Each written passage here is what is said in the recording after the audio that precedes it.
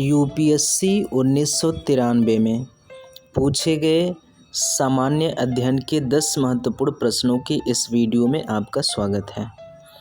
आज का हमारा पहला प्रश्न है, दल परिवर्तन विधि को किस राज्य में 1979 में ही अधिनियम कर दिया गया था। प्रश्न है, दल परिवर्तन विरोधी विधि को किस राज्य में 1979 में ही अधिनियम कर दिया गया था।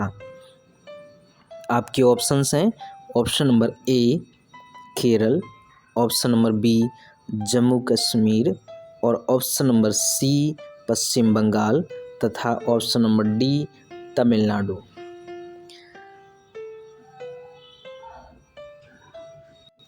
इस प्रश्न का सही जवाब है option number B Jammu Kashmir. तो इस प्रश्न का सही जवाब होता है option number B Jammu Kashmir. चलते हैं इस प्रश्न की व्याख्या की ओर।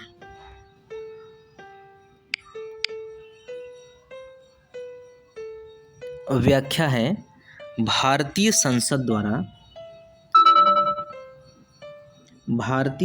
द्वारा श्री राजीव गांधी के प्रधानमंत्री काल में 52वां संविधान संशोधन अधिनियम 1985 पारित करके संविधान में उससे संबंधित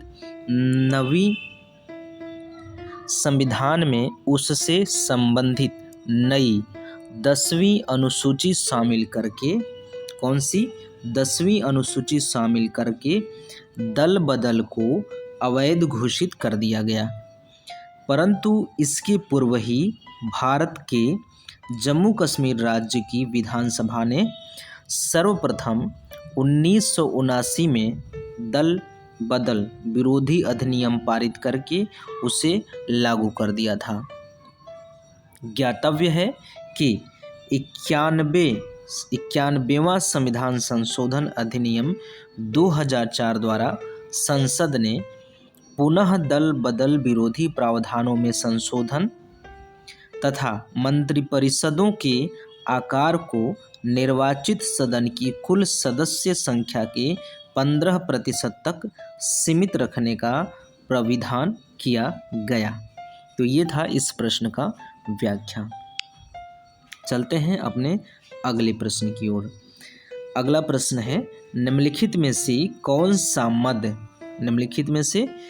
सा मद भारत के संविधान की समवर्ती सूची में है। ऐसा कौन सा मद है चारों में से जो संविधान की समवर्ती सूची में है, जो कि 7वीं अनुसूची में है। आपके ऑप्शंस हैं, ऑप्शन नंबर ए है जनसंख्या नियंत्रण और परिवार नियोजन, ऑप्शन नंबर बी लोक स्वास्थ्य और स्वच्छता, ऑप्शन नंबर सी प्रति व्यक्ति कर और ऑप्शन नंबर डी है निखात निधि। तो इस प्रश्न का सही जवाब है ऑप्शन नंबर ए। ऑप्शन नंबर ए इस प्रश्न का सही जवाब है।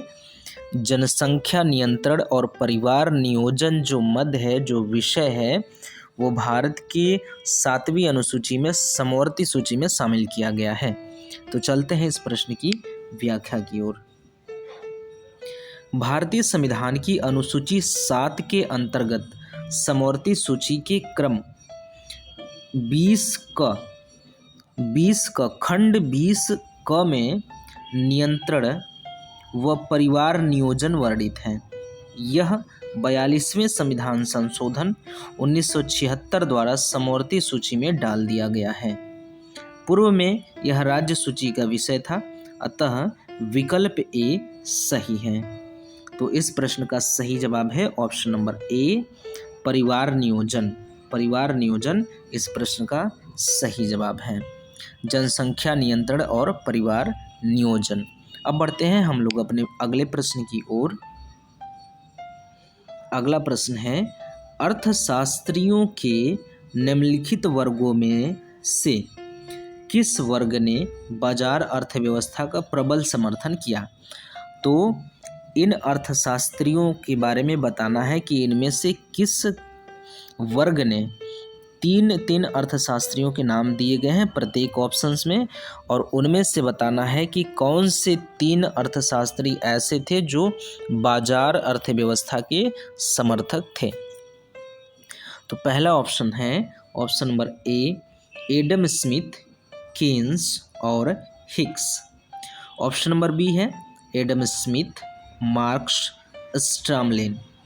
ऑप्शन नंबर सी है एडम स्मिथ, हेयक और फ्रीडमैन। तथा ऑप्शन नंबर डी है Adam Smith, Ricardo, J K Galbraith. इस प्रश्न का सही जवाब है option number D, Adam Smith, Ricardo, J K Galbraith ने इन तीनों वैज्ञानिकों ने अर्थव्यवस्था में जो बाजार अर्थव्यवस्था होता है उसका प्रबल समर्थन किया। तो इस प्रश्न का सही जवाब है option number D, Adam Smith, Ricardo, J K Galbraith. चलते हैं इस प्रश्न की व्याख्या की ओर। अर्थशास्त्रियों, कौन कौन से अर्थशास्त्रियों एडम स्मिथ, डिकार्डो और जे के गालब्रेथ ने सरकार के हस्तक्षेप को स्वीकार करते हुए बाजार अर्थव्यवस्था का प्रबल समर्थन किया। तो अब बढ़ते हैं अपने अगले प्रश्न की ओर। अगला प्रश्न है, निम्नलिखित में से कौन सा संयोजन आर्थिक विकास से संबंधित विशिष्ट जनसांख्यिकी संक्रमण का सही अनुक्रम दर्शा देगा। प्रश्न एक बार फिर से स्पष्ट कर लीजिए, निम्नलिखित में से कौन सा संयोजन आर्थिक विकास से संबंधित विशिष्ट जनसांख्यिकी संक्रमण का सही अनुक्रम दर्शा देगा। तो पहला है उच्च जन्म दर का उच्च मृत्यु दर से, दूसरा है निम्न जन्म दर का निम्न मृत्यु दर से, तीसरा है उच्च जन्म दर का निम्न मृत्यु दर से। नीचे दिए गए कूटों से उत्तर का चयन कीजिए। नीचे दिए गए कूटों से उत्तर का चयन कीजिए। यहाँ पे दिया गया है, यहाँ पे नहीं दिया कि सही या गलत उत्तर का चयन कीजिए ऐसा लिखता है, तो यहाँ पे नहीं दिया गया है, तो कन्फ्यूज़न नहीं रखना है। यहाँ पे स्पष्ट कर दिया है कि सही अनुक्रम दर्शाना है, तो यहाँ पे ना लिख के यहाँ पे लिखा है सही अनुक्रम दर्शाना है। तो अब आपके ऑप्शंस आपके सामने हैं। ऑप्शन नंबर ए है 1, 2 और 3। ऑप्शन नंबर बी 1, 3 और 2। ऑप्शन नंबर सी 3, 1 और 2 तथा ऑप्शन नंबर डी है 2, 1 और 3। तो इस प्रश्न का सही जवाब है ऑप्शन नंबर बी 1, 3 और 2। 1, 3 और 2 इस प्रश्न का सही जवाब है ऑप्शन नंबर बी। चलिए इस प्रश्न की व्याख्या की ओर चलते हैं। जनसांख्यिकी संक्रमण सिद्धांत का विकास W.S. थॉमसन द्वारा F.W. नोटेस्टीन द्वारा किया गया था। जनसांख्यिकी संक्रमण सिद्धांत का विकास W.S. थॉमसन तथा F.W. नोटेस्टीन द्वारा किया गया था। इस सिद्धांत के अनुसार प्रत्येक देश को जनसंख्या वृद्धि को क्रमिक अवस्थाओं से होकर गुजरना पड़ता है। इस सिद्धांत के अनुसार क्या है कि प्रत्येक देश को जनसंख्या वृद्धि की क्रमिक अवस्थाओं से होकर गुजरना पड़ता है। जनसंख्या वृद्धि का एक क्रम होता है, उस क्रमिक अवस्थाओं से होकर देश को गुजरना पड़ता है प्रत्येक देश को। तो जनसंख्या वृद्धि संतानोत्पादन समूह की समाजार्थिक परिस्थितियों द्वारा समाज के आर्थिक परिस्थितियों द्वारा निर्धारित होती है। तो क्या है, अवस्थाओं से होकर गुजरता है। जनसंख्या वृद्धि संतानोत्पादन, संतान का उत्पादन जो समूह है, समूह की समाज की आर्थिक परिस्थितियों द्वारा निर्धारित होती है। जननांकीय संक्रमण सिद्धांत में जनसंख्या वृद्धि की 5 अवस्थाएं बताई गई हैं।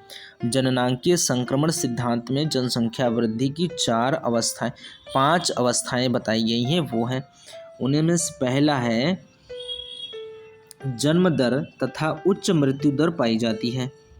दूसरा है जनसंख्या विस्फोट की अवस्था होती है, जिसमें उच्च जन्म दर तथा निम्न मृत्यु दर पाई जाती है। तीसरी अवस्था है जनसंख्या वृद्धि में ह्रास की अवस्था है, जिसमें निम्न जन्म दर तथा निम्न मृत्यु दर पाई जाती है। चौथी अवस्था है स्थिर जनसंख्या वृद्धि की अवस्था है। चौथी जो अवस्था है वो स्थिर जनसंख्या वृद्धि की अवस्था है। और पांचवी जो है वो अंतिम अवस्था ऋणात्मक जनसंख्या वृद्धि की अवस्था होती है, जिसमें जन्म दर मृत्यु दर से कम हो जाती है, फलस्वरूप जनसंख्या में ऋणात्मक कमी आने लगती है। इस विवरण से स्पष्ट है कि प्रश्न का उत्तर विकल्प जो है जनसांख्यिकीय संक्रमण की अवस्था को सही रूप से प्रदर्शित करता है। तो इस प्रश्न का सही जवाब होता है ऑप्शन नंबर बी, एक, क्या है, 1, 3 और 2। ये तो सभी हो गए क्रम से, 1, 3 और 2।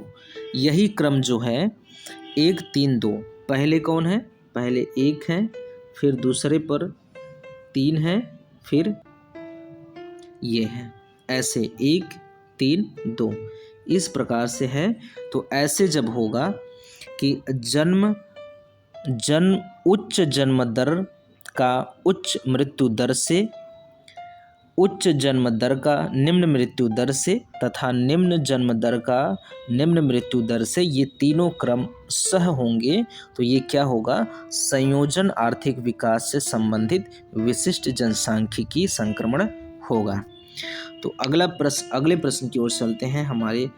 तो अगला प्रश्न है नियोजन गारंटी योजना नामक ग्रामीण रोजगार कार्यक्रम सर्वप्रथम कहाँ आरंभ किया गया था। नियोजन गारंटी योजना नामक ग्रामीण रोजगार कार्यक्रम सर्वप्रथम कहाँ आरंभ किया गया था। आपके ऑप्शंस हैं, option number A Paschim Bengal, option number B Punjab, option number C Kerala तथा ऑप्शन नंबर डी महाराष्ट्र।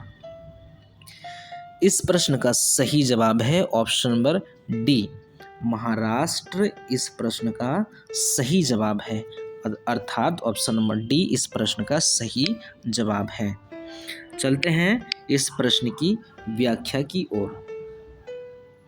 ग्रामीण क्षेत्र के गरीबों को रोजगार अर्थात काम पाने की गारंटी प्रदान करने वाली नियोजन अर्थात रोजगार गारंटी योजना सर्वप्रथम महाराष्ट्र राज्य की सरकार द्वारा 1972-73 में प्रारंभ की गई। यह पहली योजना है जिसमें काम पाने के अधिकार को कानूनी मान्यता दी गई। ज्ञातव्य है कि महाराष्ट्र की इसी योजना की तर्ज पर केंद्र सरकार द्वारा फरवरी 2005 से देश के 27 राज्यों के 200 जिलों में राष्ट्रीय ग्रामीण रोजगार गारंटी योजना की शुरुआत की है। तो जो मनरेगा है भारत में, मनरेगा की शुरुआत महाराष्ट्र के इसी योजना के तर्ज पर किया गया है।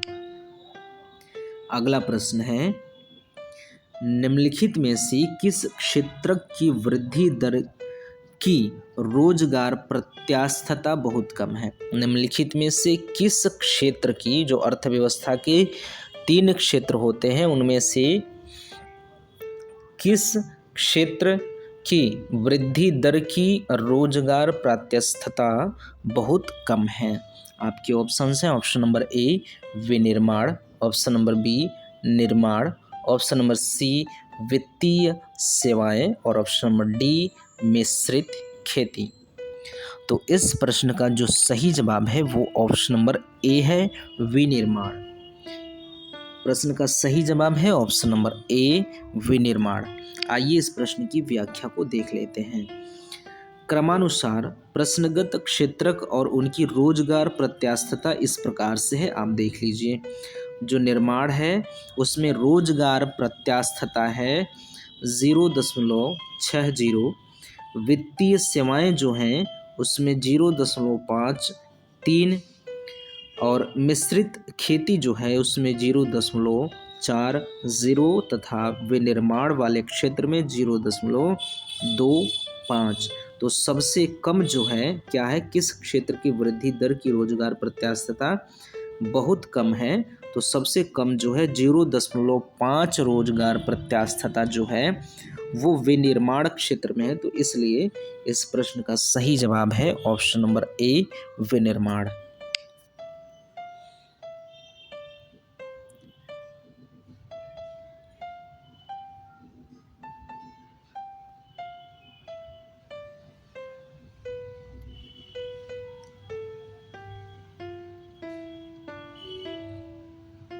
अब बढ़ते हैं अपने अगले प्रश्न की ओर। अगला प्रश्न है, आदेशात्मक और निर्देशात्मक योजना का आधारभूत अंतर क्या है?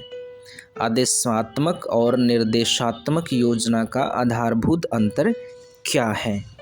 आपके ऑप्शंस हैं। ऑप्शन नंबर ए, आदेशात्मक योजना में आदेष्टा सोपान बाजार तंत्र का स्थान पूरी तरह से ले लेता है, जबकि निर्देशात्मक योजना में उसे बाजार प्रणाली के कार्यकरण को सुधारने का केवल एक साधन माना जाता है। ऑप्शन नंबर बी है, निर्देशात्मक योजना में किसी भी उद्योग के राष्ट्रीयकरण की कोई आवश्यकता नहीं होती है। ऑप्शन नंबर सी है, आदेशात्मक योजना में सभी समर्पित क्रियाकलाप लोक क्षेत्र के हाथ में होते हैं, जबकि निर्देशात्मक योजना में वे निजी क्षेत्र के हाथ में होते हैं। ऑप्शन नंबर सी है, आदेशात्मक योजना में सभी आर्थिक क्रियाकलाप लोक क्षेत्र के हाथ में होते हैं, जबकि निर्देशात्मक योजना में वे निजी क्षेत्र के हाथ में होते हैं। ऑप्शन नंबर डी है, निर्देशात्मक योजना में लक्ष्यों की सिद्धि सरलता से होती है। तो इस प्रश्न का सही जवाब है ऑप्शन नंबर ए। ऑप्शन नंबर ए इस प्रश्न का सही जवाब है। इसकी व्याख्या देखिए, आदेशात्मक योजना में बाजार तंत्र पूरी तरह से नियंत्रित होता है और आवश्यकता अनुसार उसमें नीतिगत परिवर्तन किए जा सकते हैं, जबकि निर्देशात्मक योजना में आदेष्टा का निर्देश बाजार प्रणाली की क्रियाकलापों को सुधारने का मात्र एक साधन या उपाय ही होता है। तो इस हिसाब से इस प्रश्न का सही उत्तर है ऑप्शन नंबर ए। बढ़ते हैं अपने अगले प्रश्न की ओर। अगला प्रश्न ये रहा आपका अगला प्रश्न है, निम्नलिखित में से कौन से मुख्य कारणों से भारत में प्रति व्यक्ति आय में वृद्धि की दर जो है वो धीमी हो रही है? तो इनमें से कौन से कारण हैं? देखिए, निम्नलिखित में से कौन से मुख्य कारणों से भारत में प्रति व्यक्ति आय में वृद्धि की दर में कमी हो रही है? जो प्रति व्यक्ति आय की वृद्धि होनी चाहिए, जिस गति से वृद्धि होनी चाहिए, उस गति में कमी हो रही है, किस किस कारण से आपको बताना है। तो पहला है किसके कारण? उच्च पूंजी निर्माण अनुपात। दूसरा, जनसंख्या की वृद्धि की ऊंची दर। तीसरा है पूंजी रचना की ऊंची दर। तीसरा है राज्य वित्तीय घाटे का ऊंचा स्तर। सही उत्तर का चयन नीचे दिए गए कूटों से कीजिए।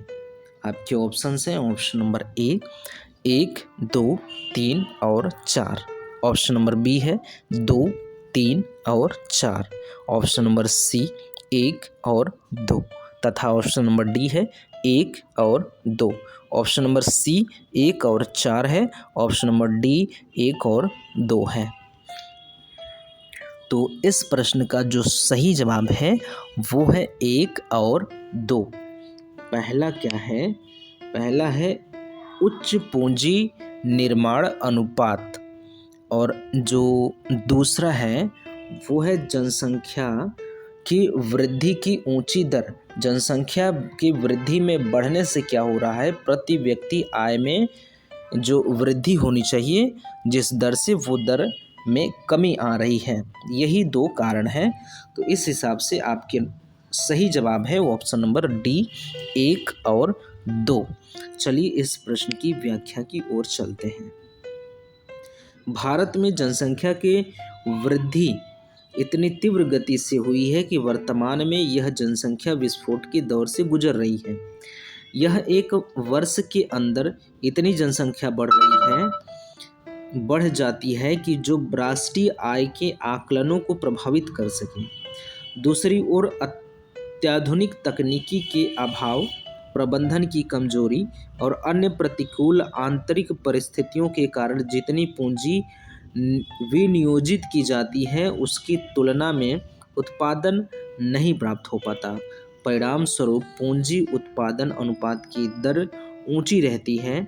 इन दोनों कारणों से देश की प्रति व्यक्ति आय में वृद्धि की दर धीमी हो रही है। तो इस हिसाब से इस प्रश्न के यही दोनों सही जवाब है, अर्थात ऑप्शन नंबर डी इस प्रश्न का सही जवाब है। तो अपने अगले प्रश्न की ओर बढ़ते हैं। भारत में लोक क्षेत्रक किस क्षेत्र में सर्वाधिक छाया हुआ है? भारत में लोक क्षेत्रक किस क्षेत्र में सर्वाधिक छाया हुआ है? ठीक, प्रश्न संख्या 68 है आपका कि भारत में लोक क्षेत्रक किस क्षेत्र में सर्वाधिक छाया हुआ है।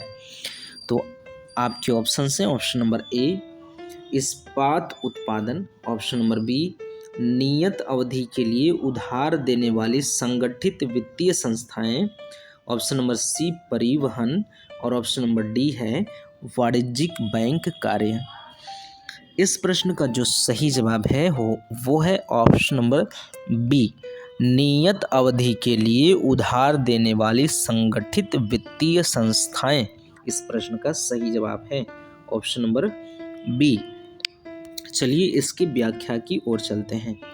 भारत में पब्लिक सेक्टर लोक क्षेत्र का सर्वाधिक योगदान संगठित वित्तीय संस्थाओं, वाणिज्यिक व सहकारी बैंक तथा अन्य वित्तीय संस्थाएं द्वारा निश्चित अवधि के लिए उधार दिए जाने के क्षेत्र में है। ये वित्तीय संस्थाएं कृषि उद्योग एवं सेवा के क्षेत्र के लिए नियत अवधि का ऋण प्रदान करती हैं। इस्पात उद्योग में लोक क्षेत्र की भागीदारी बहुत अधिक है।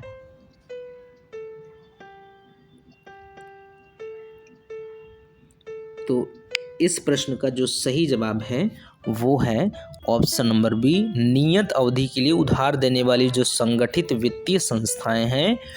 तो भारत में लोक क्षेत्रक जो क्षेत्र है इसमें सर्वाधिक योगदान इन्हीं का है, नियत अवधि के लिए जो उधार देने वाली वित्तीय संगठित संस्थाएं जो हैं।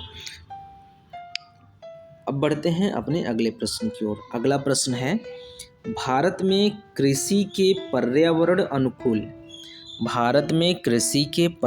अनुकूल दीर्घस्थायी विकास के लिए निम्नलिखित में से कौन सी रणनीति सर्वश्रेष्ठ है?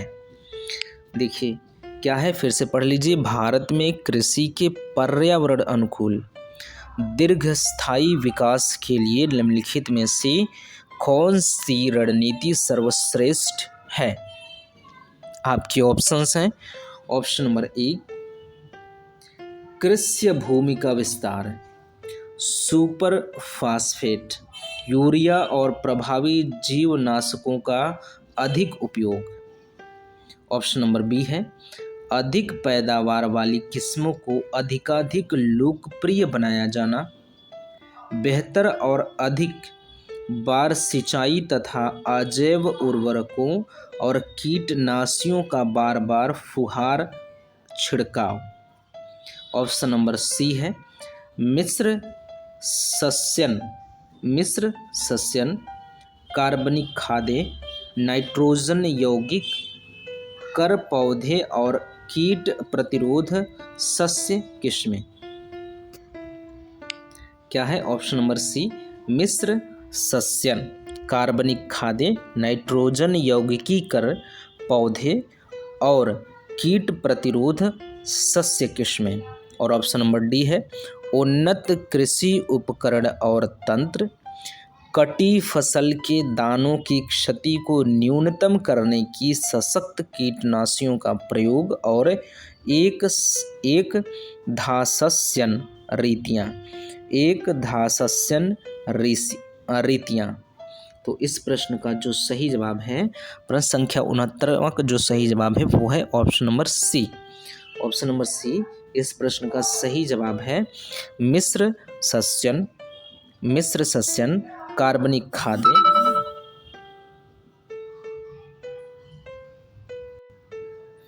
चलिए इस प्रश्न की व्याख्या की ओर चलते हैं। तो इस प्रश्न की व्याख्या है मिश्र सस्यन हम लोगों ने बात किया। मिश्र सस्यन कार्बनिक खादें व कीट प्रतिरोधी जातियों का प्रयोग भारत में कृषि के अनुकूल पर्यावरण दीर्घस्थायी विकास के लिए सर्वश्रेष्ठ विधि है। तो मिश्र सस्यन कार्बनिक खादें व कीट प्रतिरोधी जातियों का प्रयोग, तो कहाँ है मिश्र सस्यन और कार्बनिक खादें? यहाँ देखिए मिश्र सस्यन, कार्बनिक खादें और कीट प्रतिरोधी, ये तीनों यहाँ पे मिल रहे हैं। तो ऑप्शन नंबर सी इस प्रश्न का सही जवाब हो जाता है। तो चलते हैं अपने अगले प्रश्न की ओर और इस वीडियो का अंतिम प्रश्न है, निजीकरण की निम्नलिखित में से कौन सी रीति सर्वाधिक सर्वांगीण और परिपूर्ण है? निजीकरण की निम्नलिखित में से कौन सी रीति सर्वाधिक सर्वांगीण और परिपूर्ण है? आपके ऑप्शंस हैं। ऑप्शन नंबर ए लोक क्षेत्रक में निजी पूंजी का प्रयोग। ऑप्शन नंबर बी है लोक उद्यमों के प्रबंध को संविदा पर निजी क्षेत्र को सौंपा जाना। ऑप्शन नंबर सी है मजदूरों को स्वामित्व और प्रबंधन का हस्तांतरण। तथा ऑप्शन नंबर डी है निजी क्षेत्र को स्वामित्व और प्रबंधन का हस्तांतरण। तो इस प्रश्न का जो सही जवाब है ऑप्शन नंबर डी इस प्रश्न का सही जवाब है। निजी क्षेत्र को स्वामित्व और प्रबंधन का हस्तांतरण। निजी क्षेत्र को स्वामित्व और प्रबंधन का हस्तांतरण इस प्रश्न का सही जवाब है। आइए इस प्रश्न की व्याख्या की ओर चलते हैं।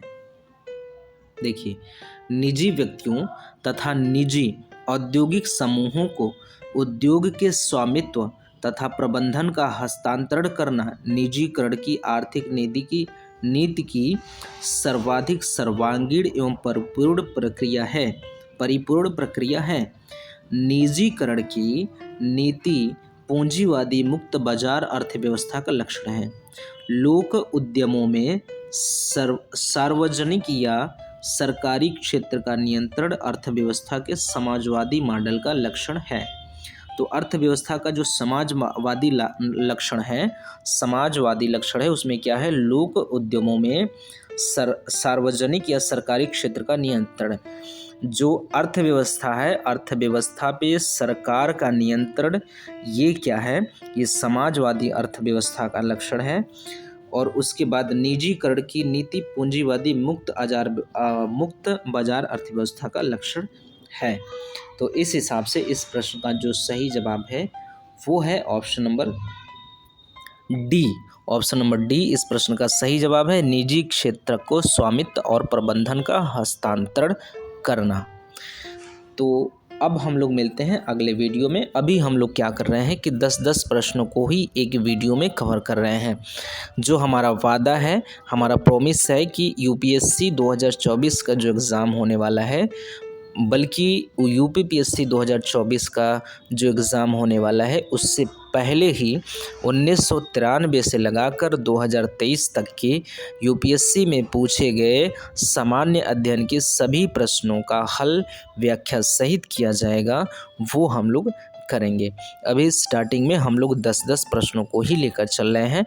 कुछ समय बाद हम लोग एक वीडियो में पूरा एक पेपर कवर कर लेंगे।